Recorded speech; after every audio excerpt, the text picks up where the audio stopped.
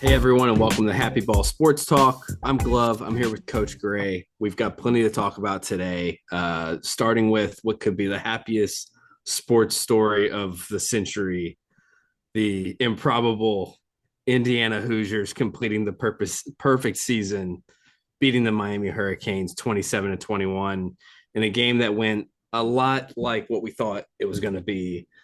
What did you think? The Hoosiers. I heard that like a million times. I can't believe that Indiana Hoosiers is the first ever 16-0 program. I guess the last time it was like in the 1800s and it was Yale.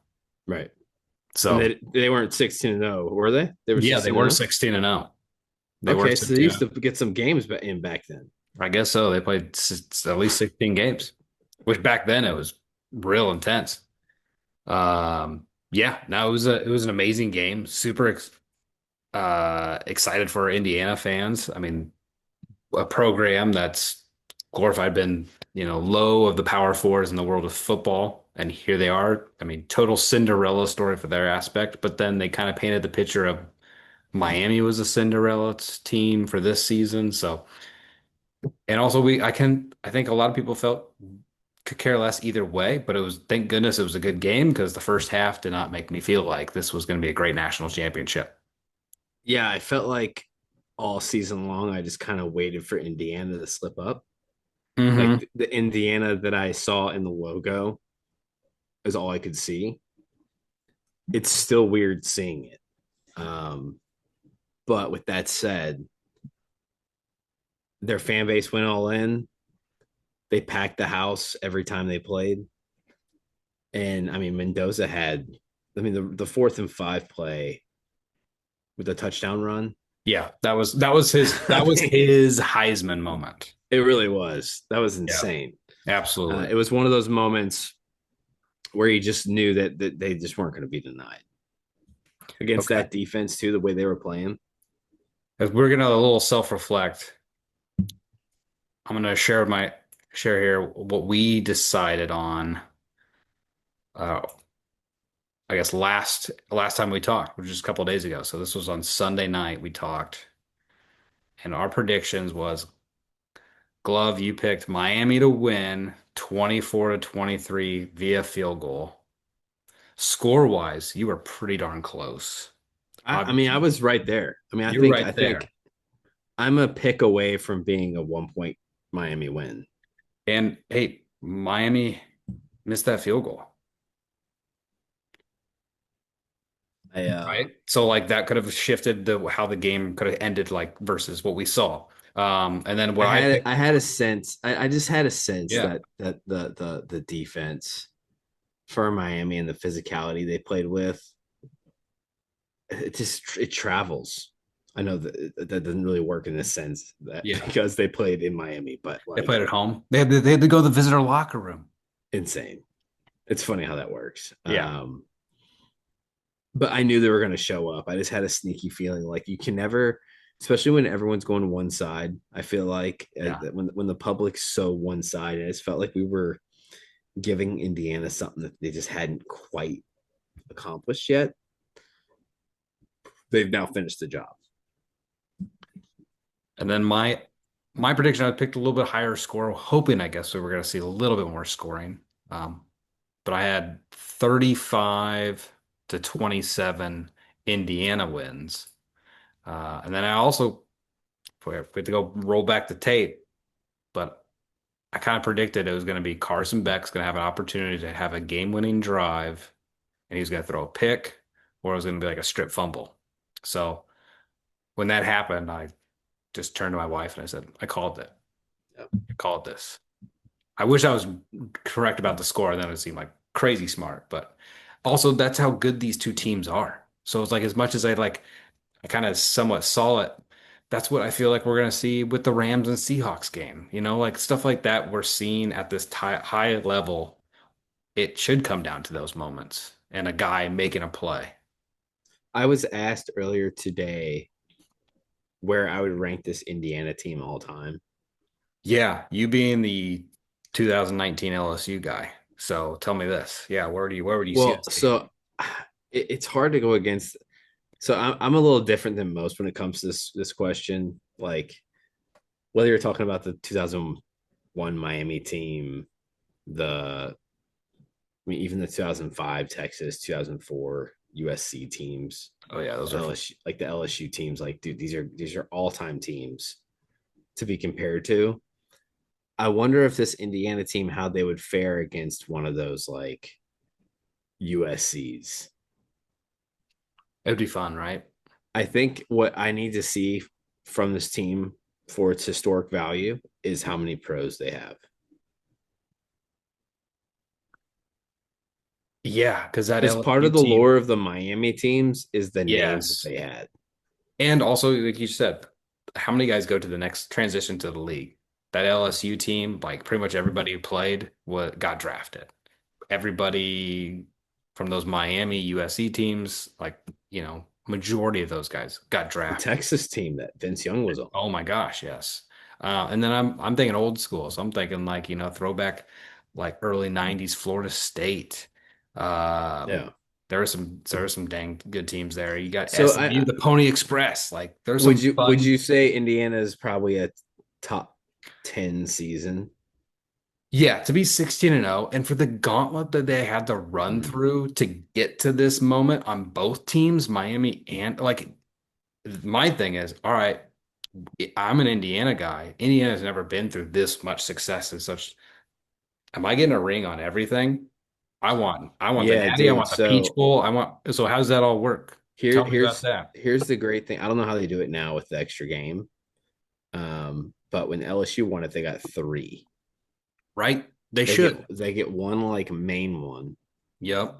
They get one from the college football playoff, and then they get an SEC championship one. So Okay. I'd assume Indiana will get Big, a Big Ten. one of their like a Big Ten one. They'll get a CFP national champion one, and then they'll get their whatever their ring the design is. Yeah. What they could do is do a ring for each bowl game. You won the Peach and the Rose Bowl. Like you got to get rings for that. And you're Indiana. This is the other thing. I Let them I like get say them you all. make as many rings. I'm pro ring. I'm Yep. pro trophy. I say make as many as you can. Yep. If you're winning all these, you deserve them. And also, it's your trophy case. Load that thing up. Are So are are you ready to for me to ask you this question though? sure. Is like I got a question for you a too. lot of people are asking whether or not there's staying power with Indiana. Staying number one more or less, or having a success Yeah, next I, rolling in next year. dude, it's hard to do, man. You had a Heisman winning quarterback. It's hard to You do. you can't just replace that. Like a lot of people assumed after 2019 that LSU was just going to be set. Yeah. And I'm not saying Signetti's Orgeron by any means. I think Signetti's a great coach. Uh, I just it's hard to be great. Like it's hard to just be good every year. But Indiana fans are smart. They went all in this season. They got their money's worth. They sure did. There's a handful of Because schools, these bowl obviously. games, man, they add up, dude. They do. I They mean, if you do. start going every year, you next thing you know, like, oh, we got to go to the Fiesta Bowl. We got to go to New Orleans now. We got to go. I mean, it's Yeah. a lot of money.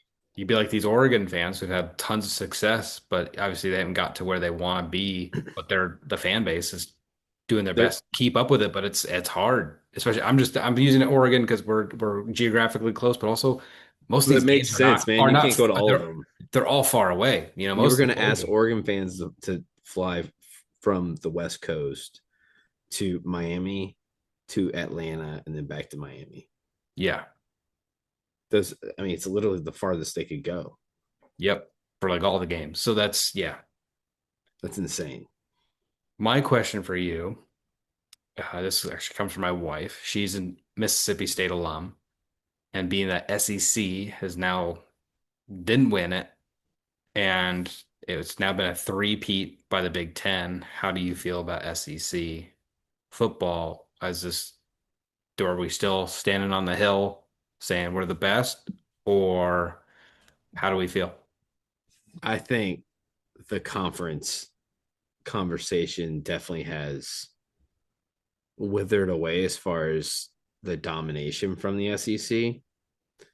I don't think that means that the SEC is dead in the water, though. Oh, there we go again with Yep. the light. Got that ghost light. Trust me, it shows up when when you're talking about some serious stuff. Right as I say, they're not dead in the water. Um, yeah, I think the Big Ten could win another next year with Oregon, right? Right? That's the other. Yeah, I think you nailed it. But I do think that the conferences are too big. We don't know who's who. I don't think we truly Mhm. know who's who by the time Mhm. we get to the postseason, and I don't think that's great. I wish there were less teams in conferences to where What's the everyone can number? play everybody. What's the number? 10? I would 8? do 12 max because then you get 6 and 6. 6? Yep. So we have like a north, south, or east, west kind of divisions, and Yeah. then and also geographically, they're Well, not then you going play from everybody. Washington to Rutgers. Then you can play everybody. Yeah.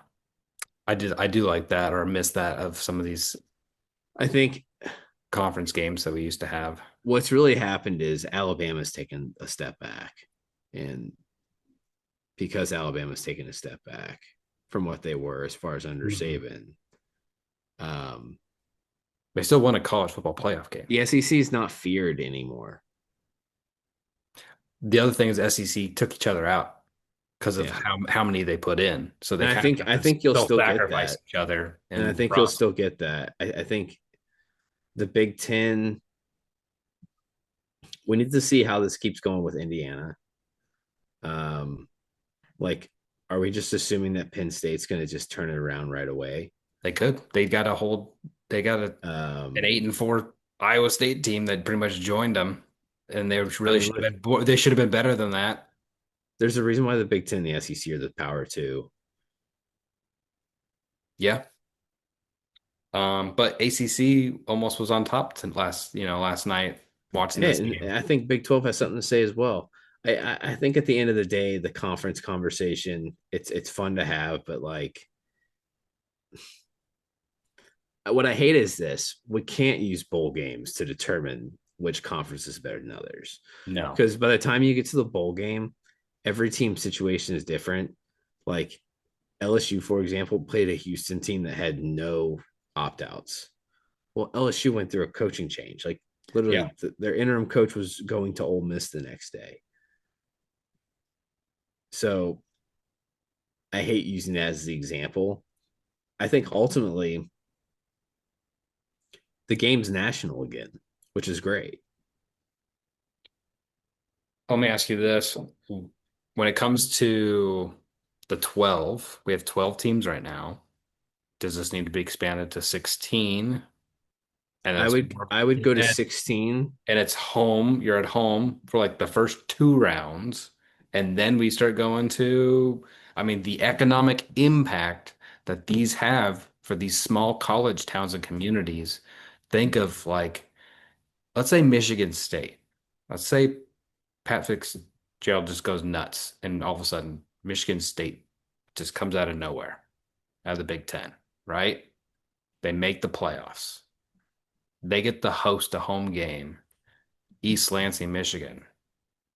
I'm bringing that up because your Michigan area. So, like the economic impact for that community to have a big game like that, especially in the North, which they clearly said several times on TV that you have to pay these teams to come north because they're not going to come for free So from the South. I'm talking SEC, ACC teams. They you're don't want to come up. yeah, for But sure, for sure, the for sure. home field advantage. I mean, that's why I'm loving all these NFL games because they're playing in the cold, the elements. Yeah, and I get it. I think that a big reason why that's not going to happen soon is because the current media rights deal. Yeah, we need to not be playing in January if we're But doing these games. They yeah, need to and be so the bowl games early are in December. the bowl games are ingrained. I think you just have to shorten the timeline. So like if you're Oregon or an Oregon fan, like you shouldn't have to wait 3 to 4 weeks to go through the playoffs. Like they should be able to go for like 3 weekends, a long 2 weeks. They could have just stayed in the southeast. Yeah. Yeah. You know what I mean? To try and make it easier for the fans to take advantage and get the season done with. So right now, I'm looking at it now. It looks like ESPN has the rights through the 31-32 season. And I think part of that has to do with the bowl games being entrenched. I think 16 is a great number. I think having the first round being at home is great. Yep. Um, and then I would just seed based off the playoff ranking. I mean, we're talking about all this money now. It's college. So let's that's all I used to talk about was economic impact for communities in the sports marketing and the sports business world. And it's not have anything to do with the college football impact. I'm just talking about local, you know, Right. But I 50 mean, team soccer tournaments and stuff. but I could say that same thing about the cities that are hosting all these things. Like they're depending on it. Yeah. And all of a sudden you could see the change. So Bloomington, Indiana becomes a hotbed. So I mean, I texted you last night saying how, all right, this stadium's about to get a remodel because it's like 55,000 people.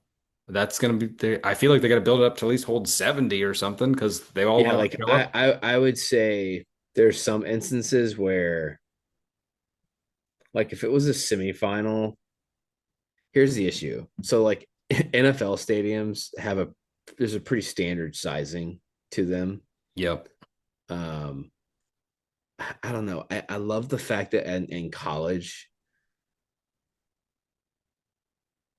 you can go to any of these games. They're all different. That's what makes them Whereas unique to me. like Indiana's got a if cool you're place. like a 12 seed, 11 seed, 10 seed, like sure you have like if you're the road team for these, like you're not getting tickets. I think imagine if you're an Indiana fan and you like weren't able to go to games because there's only 50,000 seats, Yeah. So that's what I'm but starting to you think. were able to go because they were in other cities, so you had to commit to it, Would which filtered out folks. And then you also got to just like 75,000 seats are in the stadium. Now, do we, as if we're in Indiana, let's just use Indiana for example. Obviously, we'd have to kind of figure what works best for certain states. But Indiana, let's say they make the home, they win the first round or win the first round Yep.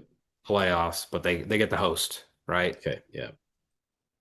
Should they be playing at home with a 55, or let's say the Colts say, come to Lucas Oil? See, but then like they're not from a like an event planning standpoint. I don't know if you could pull that off because You you'd just have to. You just basically have the Big Ten championship there. As this should Yeah. progress or do, the Big Ten championship just happened like a week or so ago. So you're just really just get rid of the marks. The only conflict was are the Colts playing or something else? If it's playing, here's the thing: if they do it in a neutral site, it's going to be at these bowl games. Yeah. It's all about ticket sales too, right? So I mean, you know that Like, world. yeah, like it's going to be through these bowl games, and I do think like there's something to them. Now, I think what happened to Oregon this year was kind of the perfect storm, and there has to be a way for us to like create some regionality Hmm. with where the teams go. I like that. Maybe rethink the rotation because right now it's like you have two semifinal, then you have the four other ones that makes up the near six, quote unquote. Just rethink how that rotation goes. Also, like I wonder about making like it'd be sweet if you could make the Rose Bowl always wants to be on the 1st of January. Yes, as it should. How like can we just keep that as a That quarterfinal game always? I kind of wish that was the semis or the championship. That's where it should really end up.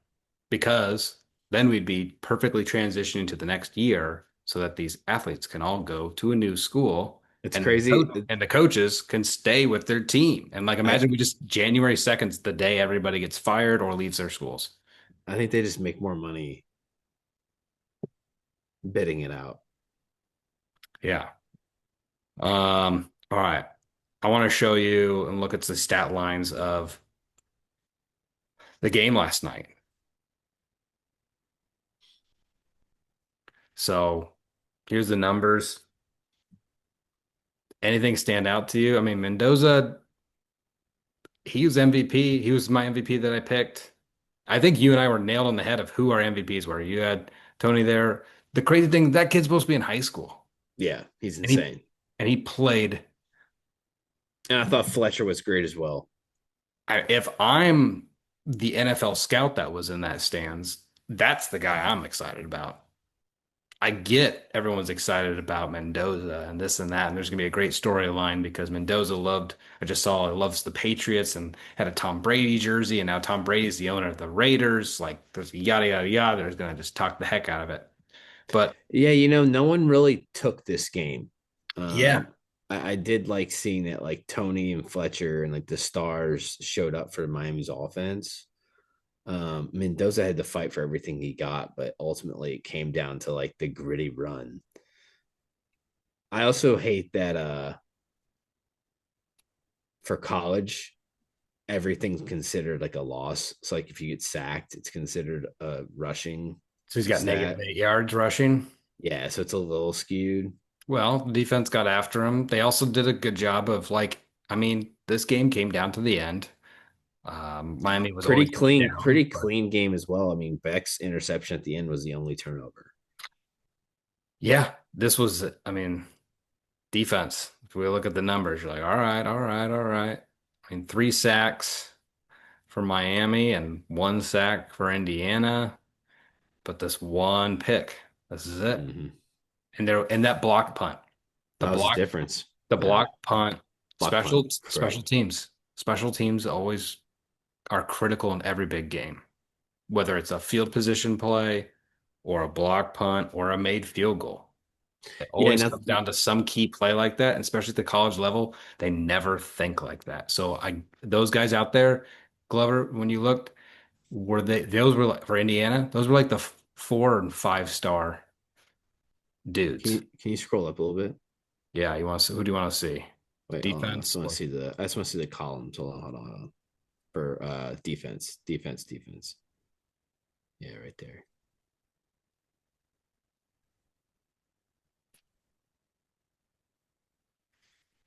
Yeah, I mean, look, this game really felt it was a good defensive game. it's a good defensive game. I thought the first half was pretty conservative, frankly. Um, But we watched Miami versus Miami kind Texas of let A&M. loose in the second half. That Miami Texas A&M game, Matt Glover. Well, that's That was where it. That was like a conservative. Like I'm gonna hold on the ball. I think Miami kind of said we could take anybody if we play this style from here on out, which is what made them as dangerous as they are. And here they, getting shut out in the first half was killer. They yeah. put it all together a little too late. But my big thing is I mean Becker. Oh my gosh, clutch moments. But see, this is the difference between like this team and like the 2019 LSU team.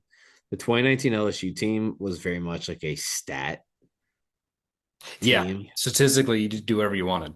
whereas this Indiana team, especially in these tight moments, their stats never blew you away, but Uh-uh. they just did enough. That's why I just wanted to look at You know this. what I mean? When they had to have the third down, when they had to have the fourth down, they get it. When they have to get the stop, they get off the field. Like they always got it when they needed it, and that's an efficient, that's a great team, well coached team. I wonder if they can keep it as far as like as a program,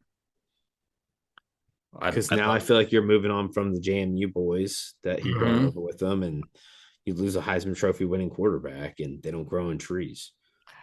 But you got the transfer portal and you just won the national championship and all you do is win and the players are going to see that. And then I think of having a several and you're going to now you have the number 1 draft What do you pick. think of their quarterback Hoover from TCU? Yeah, being a Cyclone fan, watching him against Iowa State several times.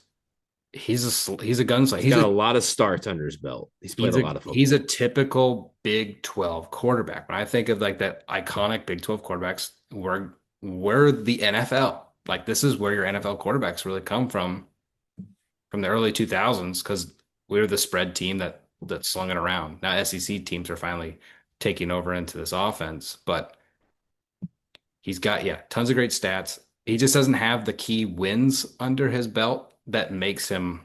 That's what I just don't know. It's the big question mark. He has all the athleticism to throw it wherever he wants. Now, if you have the right coach that put him in the right position, I'm not knocking. Yeah, I mean, you Sonny gotta like Dykes is a great coach. you So, gotta trust the coaching from Indiana. Sometimes all you need is a fresh yep. voice too, right? Like, Or it's the right system.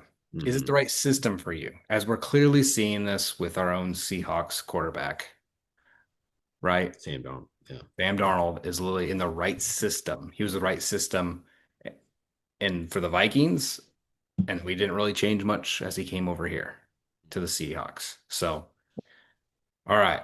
people don't think Um, it's the Seahawks podcast the way we're I dressed. know we might as well. All right. Well, let's transition. I'm going to cut to. I got to interview this guy named Hunter who actually won a contest through Snapback Sports, and I talked with him while he was actually traveling back. So he's in the airport and in Austin, Texas. So I'm going to cut to that or our interview, and then we'll be right back with our game of NCAA roster rankings right after that interview. I guess you're a fan. I see you got a Y. Is that like BYU right there? Yeah, so I went to BYU for my undergrad, but my dad went to OU and BYU, so I kind of grew up a fan of both, Oklahoma and BYU. Okay, awesome. And then you're out in like Vegas right now?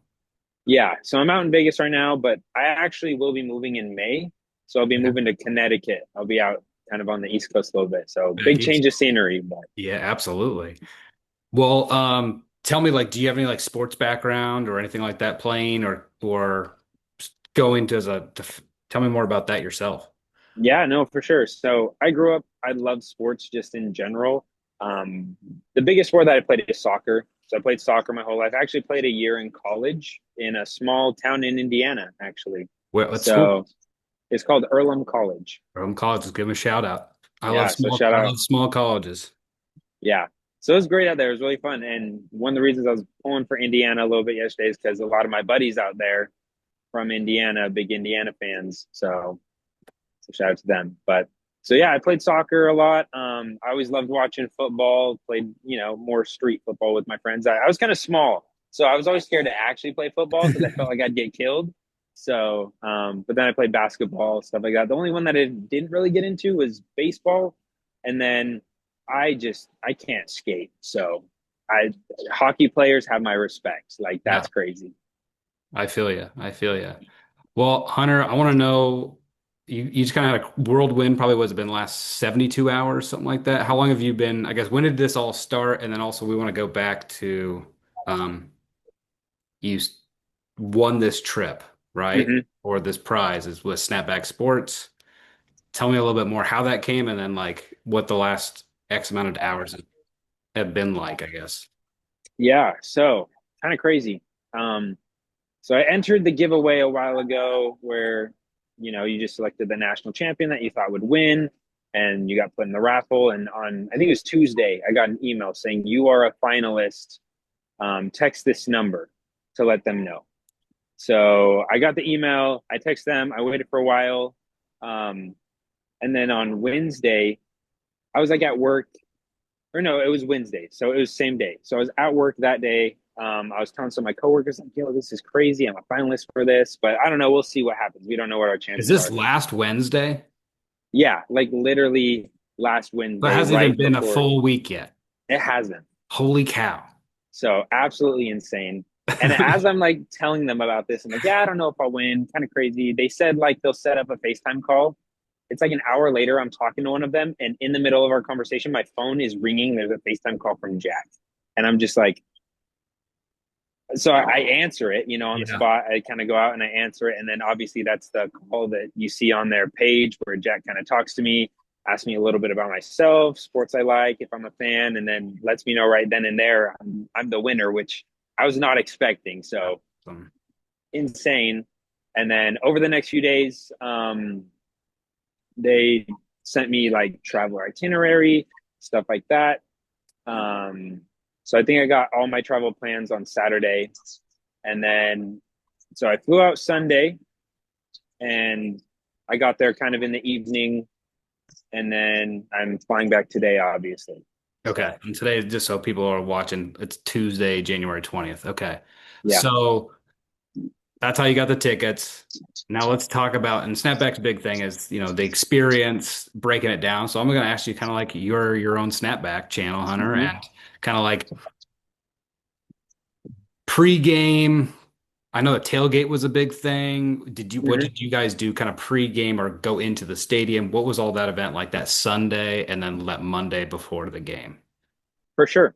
Yeah, so it was a little different just because one cool thing is they had a partnership with Meta. So we had like a lot of the Meta glasses. We are taking content with that.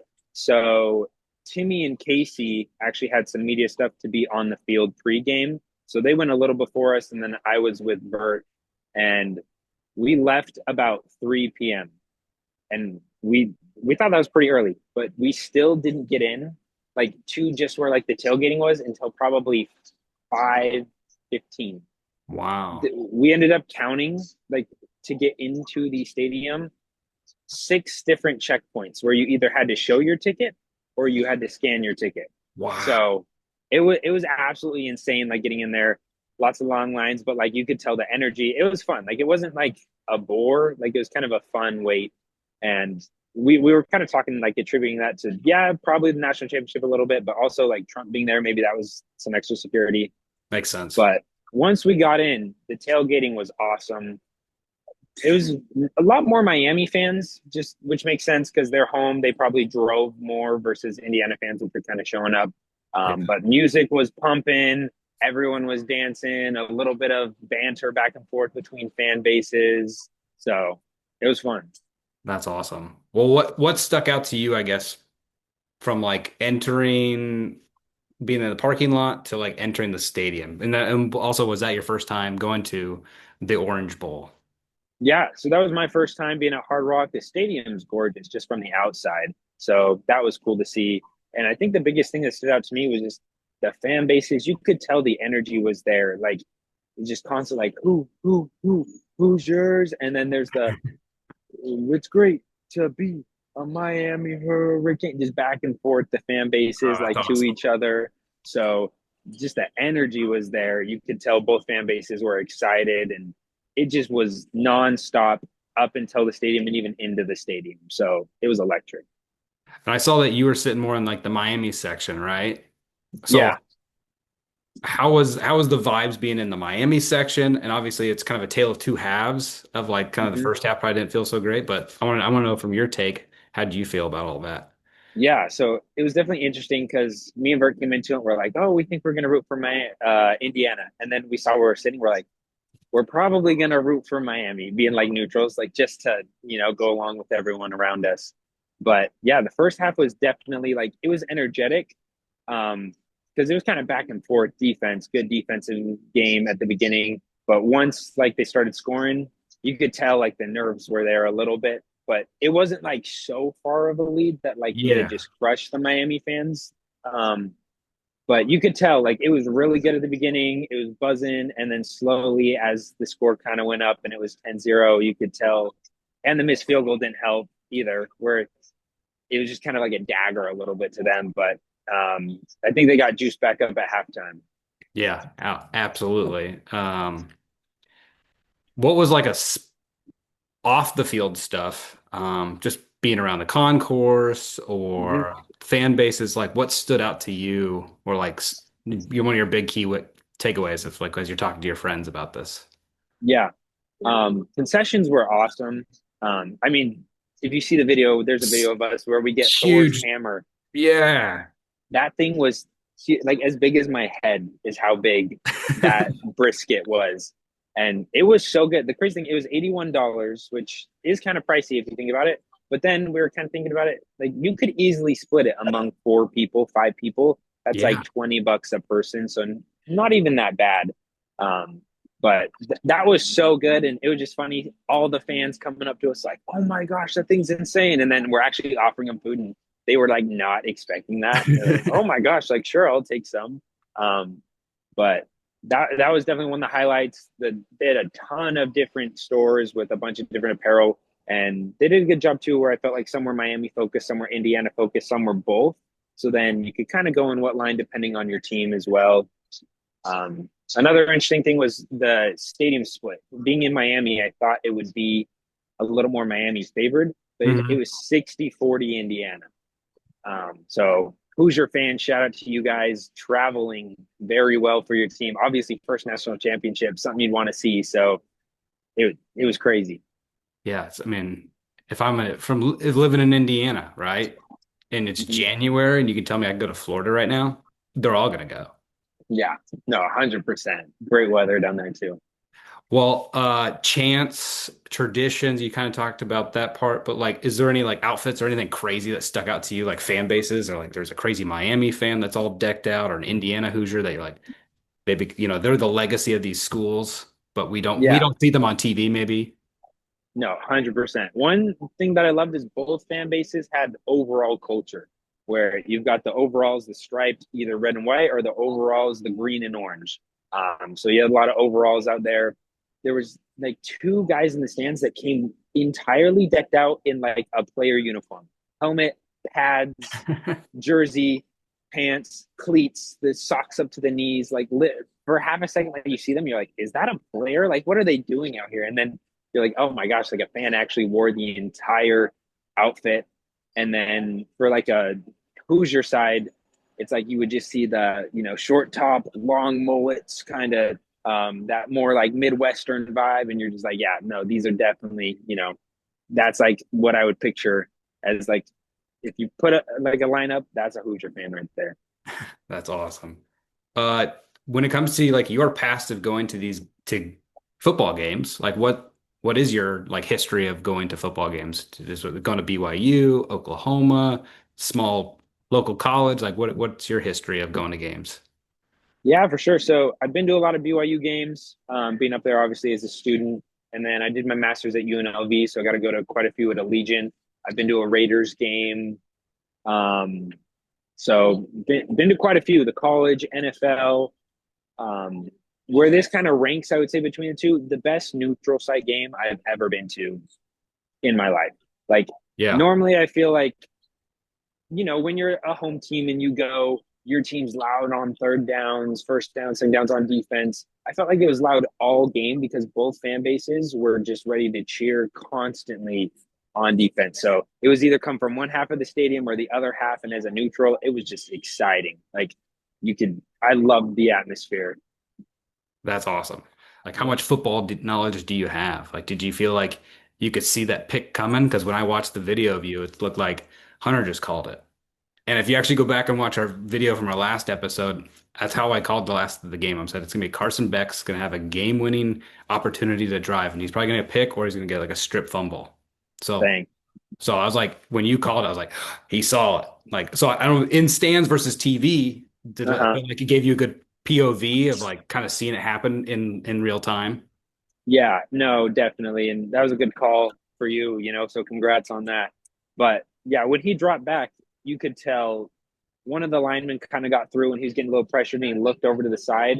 And the second he let it go, the guy that was more inside had started shifting out, the one who picked it. So it looked like Mhm. it was kind of one on one, but he was shifting out. And the second you saw him shift out, it was double coverage. You could tell it was underthrown, and you were like, that's he just got to go up there and get it, and that's the game, and that's what he did. So definitely, you could see it coming the second he let it go.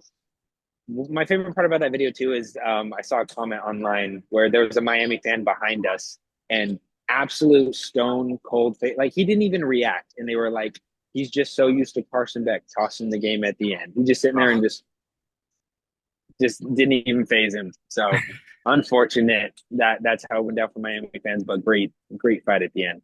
Now, what did you guys do at the end? Obviously, you're in the Miami section, but like game ends, now what? Did you guys try to make your way over to the Indiana side? You watch like the presentation of the trophy? Like what else did you guys do?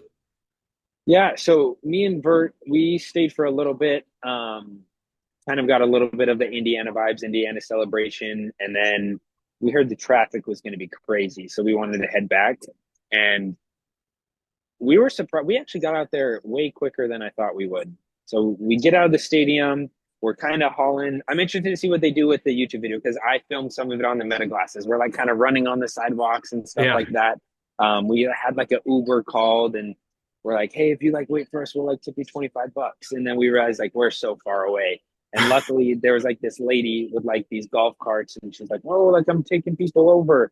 So we paid her and then hopped in a golf cart, got brought to like the Uber checkpoint. But where she dropped us off, I guess it wasn't the side where the people were. It was like the car line. So we're like running down the line. We see our Uber in the line. So we're like, oh, there it is. Before it like pulls into the parking lot, we're about to get in. We just started getting yelled at by cops, like, hey, don't get in the car. Like, come over here. And we're like, oh my gosh, I'm so sorry. Like, that's my Uber. I was just trying to get in.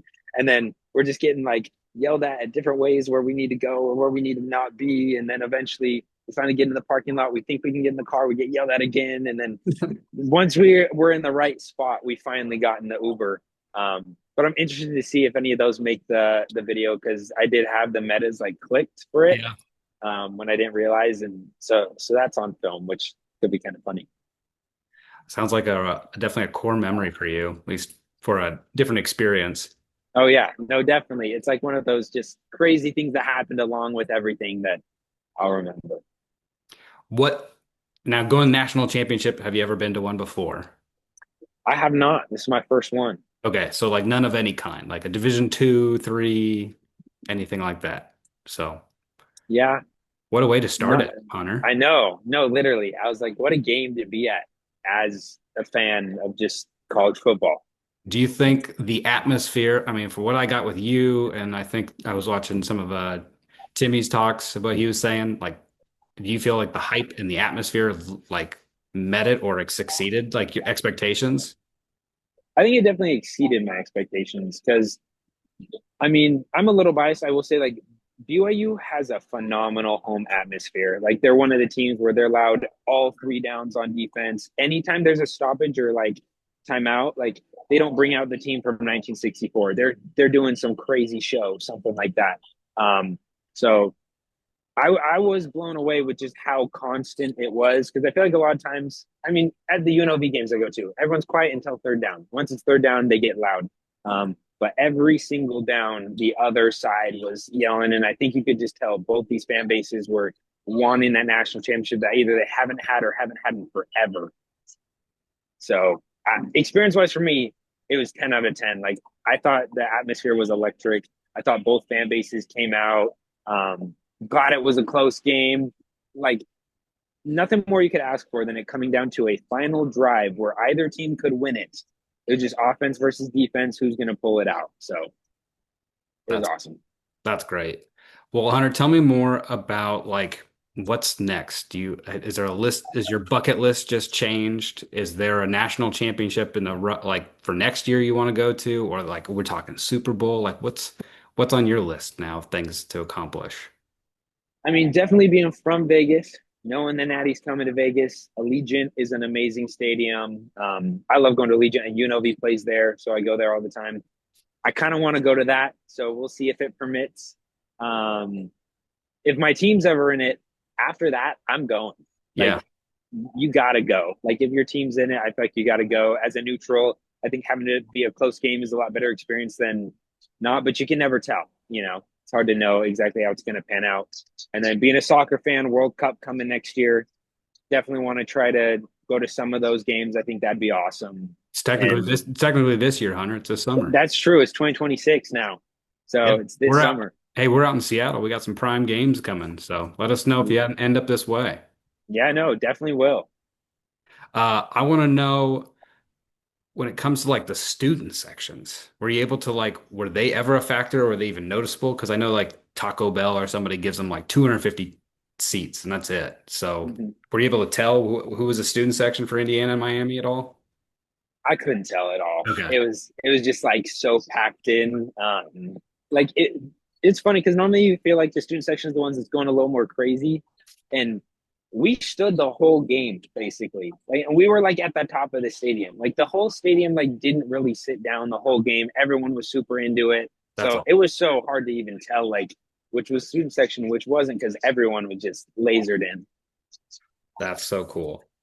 Um, anything else that happened like off the field that maybe stood out to you that we maybe not see on the like on TV? Whether I know you halftime you guys went and got some food and things, but was Mhm. there really a halftime entertainment? Was it just the marching bands? Was there something else like in between or Yeah, any I'm not necessarily sure what happened at halftime because kind of how our game went was we watched the first quarter, second quarter we went and did some merch and food, and then there was a fan meetup at halftime. So we met up with some of the Snapback fans that were able to come to the game, and then third and fourth quarter we're back out there watching the game, of course. So, but just I would say it's crazy impressive what those guys at Snapback do. Like they're just running and going and getting everything they need, but also enjoying the moment, having a great time at the game. And I'm excited to see where the company goes. Just like them being able to get on the field for this is awesome. The partnership with Meta and the Meta glasses is sick. So I think they've got a high ceiling, and I'm excited to see where they go. they do, definitely. They've grown a lot just this season for like their numbers sake for Snapback Sports. Mm-hmm. Now, is there anything else that they want to do with you later on? Because obviously, I saw the merch, and they made it seem like you went easy on them, and you only spent 200 some bucks. Where if you've been watching these videos, Hunter, they drop 300, 400, 500 bucks every single week at every school. Yeah, So I know. Maybe I'll have to reach out to them. I got their numbers and stuff like that. So maybe we'll see if anything else is in the cards. But they were super cool with me too, having like my page that I just started collaborating with me a lot on the post. I thought was really cool. And they basically told me like, if I ever need help or stuff like that, to hit them up. And they're all genuine guys. Like they're all awesome. Like you hang out with all of them and they're really nice. They're good at what they do and they love sports. So that's awesome. Well, what do you want to do with like your page? Like what's going to be the driving force or make people want to check out your page? Because that's the big thing too. We're going to promote you on our page as well. awesome. Well, I appreciate that. So right now it's going to be a little bit more analysis and stuff. And whenever I can go to games, like I love going to games. My wife loves going to games. So um, I think moving out when we're in Connecticut will be kind of traveling distance of a lot more of bigger markets like New York, Boston, DC, stuff like that, kind of those bigger areas, Philadelphia. So I think I'll have access to, some other content and stuff that being in Vegas, you kind of have to take a flight or 6 hour Mhm. drive to go somewhere just because the states are so much bigger and whatnot. So I'm really excited for that. So definitely going to try and throw some experience stuff on there just because I love going to games. And then analysis of sports just throughout the year, big things come in, just keeping up on news and my takes, reactions, what I think, how sports, it's always evolving and changing. So, there's going to be things you agree with, some things you don't, and, excited for the future. Awesome. Well, we'll make sure you get a shout out, but also we're checking out all your stuff, what you have to say about things, because we like the analytics. I'm a coach. That's my thing, Hunter. So Mm-hmm. I like the numbers. I'm all boring. That's why I'm like, it'll probably come down to this. It'll probably come down to that. Mm-hmm. But man, that's so cool. I'm so appreciative of your time and I appreciate you joining me. And we're back. So let's get into our NCAA game. All right, Glove, you get to pick two schools. I get to pick two schools, and then we're gonna figure out who's ready for tier two. So here we are. We got our top 20. We last just put in Missouri, SMU, Vandy, and Penn State. Who are the next four? You get two, I get two. You can give your reasonings of maybe why you think there would be a top, more or less, we're picking kind of the top 25-ish teams right here. All right, this one's gonna be crazy. I just want to be the one to pick them. It's definitely early for this slot, but I Okay. do think they make the top 40. I'm gonna go with the Cal Bears. Okay. They got Tosh coming in from Oregon. They've got their quarterback. Recruiting's been going pretty well. It They've got has. some names. Uh, was it Ron Rivera Yeah. is a part of the program? They're smart. They're getting NFL guys that are I all think I alum. think I think Cal is interesting. I think Cal is interesting. Cal is a top 40 tier two program in my eyes. And I don't think that's necessarily a hot take. they're also producing all these great quarterbacks that just happen to just keep getting maybe snagged by somebody else. So Mendoza started somewhere else. He's staying behind. He got the 5-star. He started all year. I'm forgetting his name. JKS, I think is his initials. Oh yeah. He's a beast. All right. But I can live with them being in the 40. I don't know about top 25 for right now, but I like to see if they can do pretty good. They're fringe. I think they're fringe. I'm gonna go in Utah. I Love know it. we got a coaching change in that, but they're top 40 consistently. I think Coach Winningham built the program. The new person, whoever takes over, I'm not worried. I think they'll be at least a 7-8 win team, and then they'll be even better. So like I want to put them up here. Like they might start 5-0. Who knows? I'm not going to argue with them on that. I agree with you. Who we got next? Glove.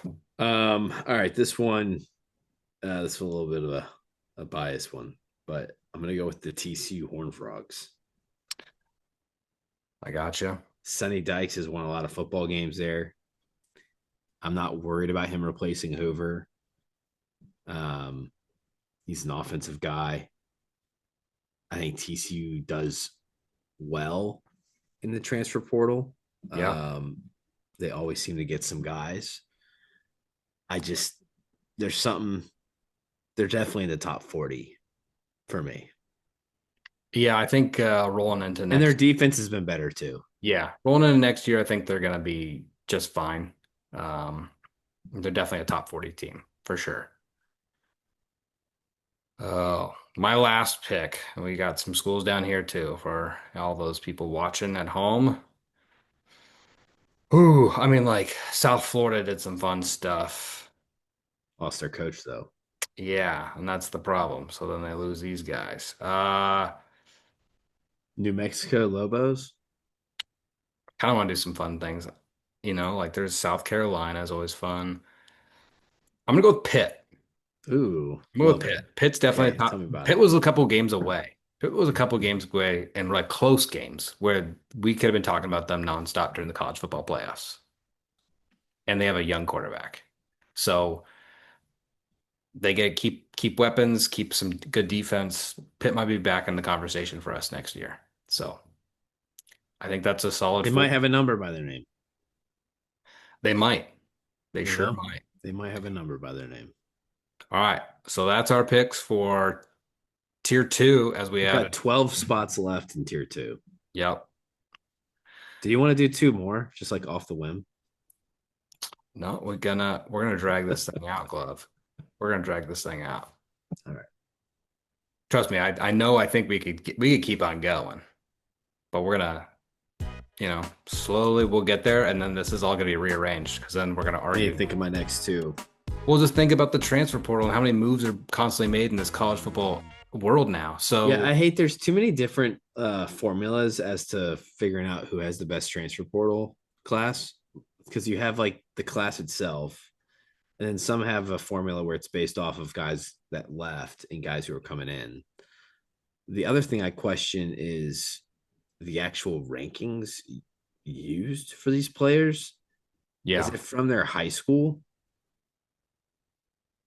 or is it redone for college? So that's the other thing. That's the crazy part about all these general managers. So imagine you were a general manager for the NFL, right? They have to watch all these college games and find D2, D3 talent. So now that you're telling all these general managers of colleges, they have to not only do all of college football if you're at a higher level program. So if you're at LSU, you're pretty much watching every single level of college football now.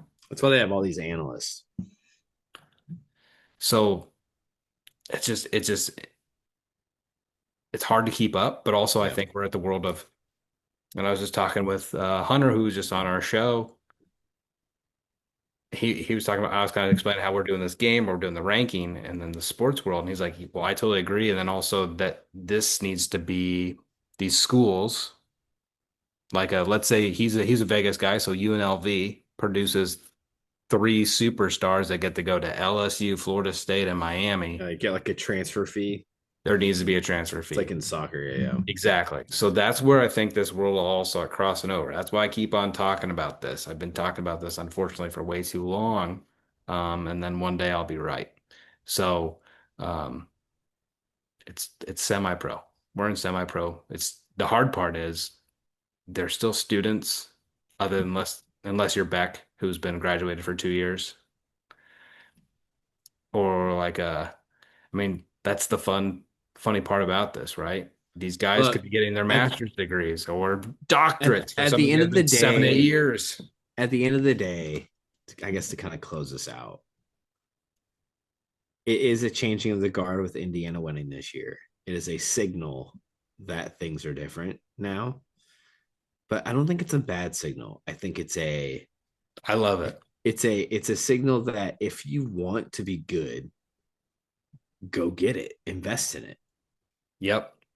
There's gonna be a lot of errors and problems and LSU's rumored to have a $40 million roster this year. Like, I don't, these numbers get thrown around, so I don't know if there's any validity to it. But like, yeah, based off the guys they're bringing in, that number feels kind of right. Like, that's a huge amount of investment. Like, LSU is probably going to be a top 10 team now because of the investment. And then we're going to have the same conversation in about 2 months from now, towards, like March and April, and we'll be talking the exact same money situation with the college basketball world. Do these guys get paid more? Because some teams are just getting paid, splitting $1 million. Well, look, it's easier to be good in basketball than it is in football. There's less heads. A lot less monies. Money's to count up and feed right there. That's for sure. Well, right, dude. Great episode. Thanks for joining us, everyone. This has been Happy Ball Sports with Coach Gray, Glove, and we'll see you next time.